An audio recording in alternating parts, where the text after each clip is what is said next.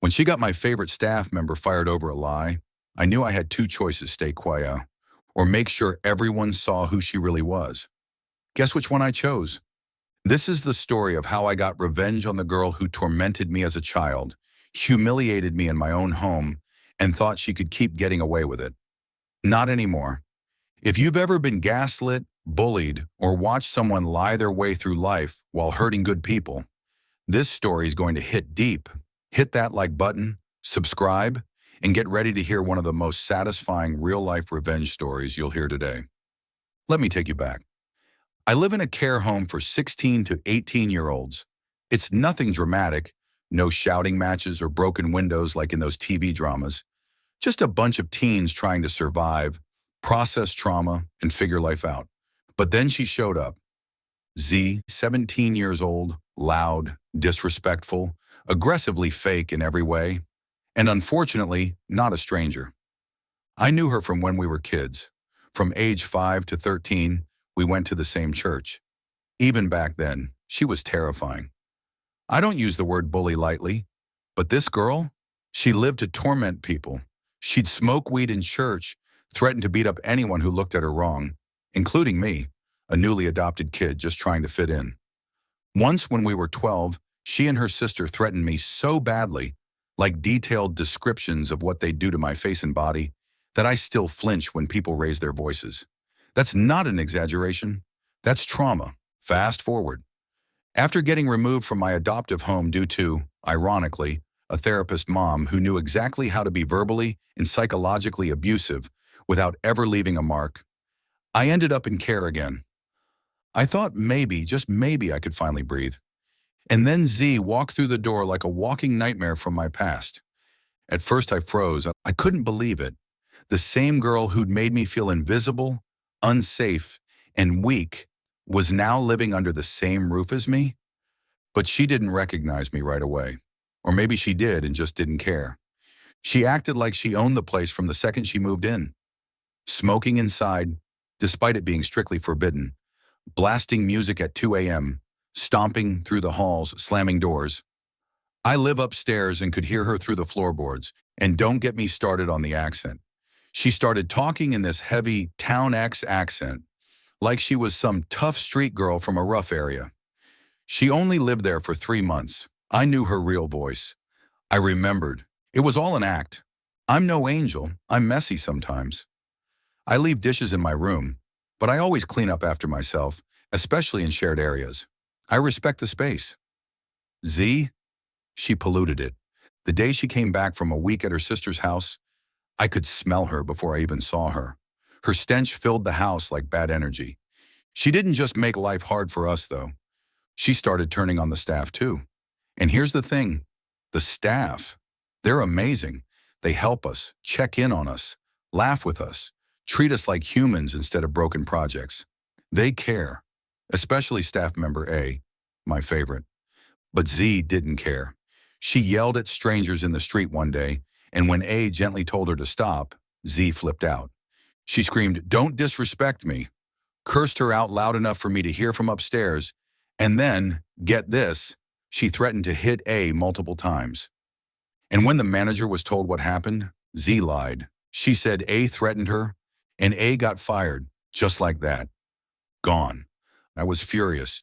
A who had supported me, defended me, made me feel safe when nothing else in life had, was gone. Because of her. That's when something inside me snapped. The anxiety meds dulled the edge, sure. But the fire, the need to finally stand up and say no more, that burned hotter than ever. I went straight to the manager. I told him everything. That I'd heard the argument. That A never said anything threatening. That Z was the one screaming, the one causing chaos.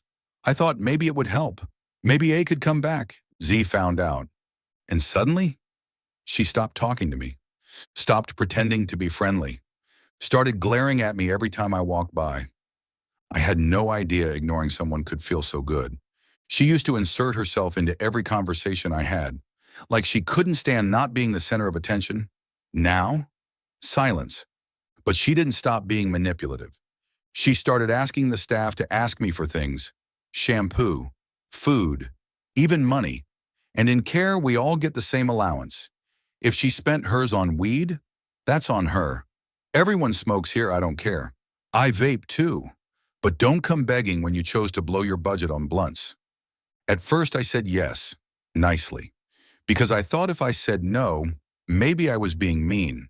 And if I'm rude, I obsess over it at night. That's just how my brain works.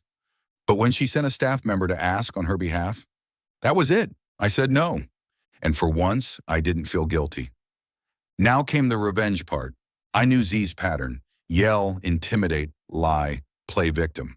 So I started documenting everything.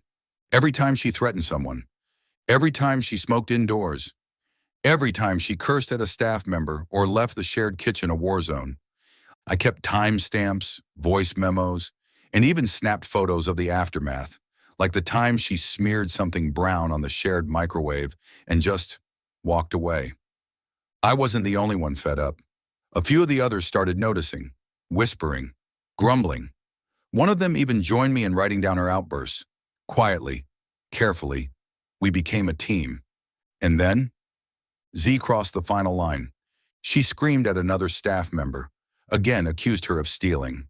Total lie. And when the manager tried to intervene, she laughed in his face. I submitted everything, not anonymously, with my name on it. The manager brought in a senior-level caseworker. They conducted interviews, spoke to every resident, listened to voice recordings, checked timestamps. Z was removed from the house 2 days later, escorted out. No farewell, no dramatic scene, just a stunned, furious girl packing her stuff in silence while everyone else silently celebrated. I watched from the staircase as she left. No shouting, no cursing. For the first time, she looked small. And me, I felt tall. Not in a petty way, in a free way. This wasn't just revenge. This was justice. For 12-year-old me. For the scared kid in the pews. For A, the staff member who didn't deserve to lose her job. For every care kid too afraid to speak up. Sometimes standing up for yourself isn't loud. It's quiet. It's keeping records, speaking truth, and choosing peace over fear. And sometimes the best revenge isn't screaming back. It's making sure the right people finally see what you've seen all along. If that story hit you deep, tap that like button and tell us in the comments, what's the worst lie someone ever told about you? And if you've ever dreamed of putting a bully in their place, subscribe for more real-life revenge stories that prove karma always comes knocking.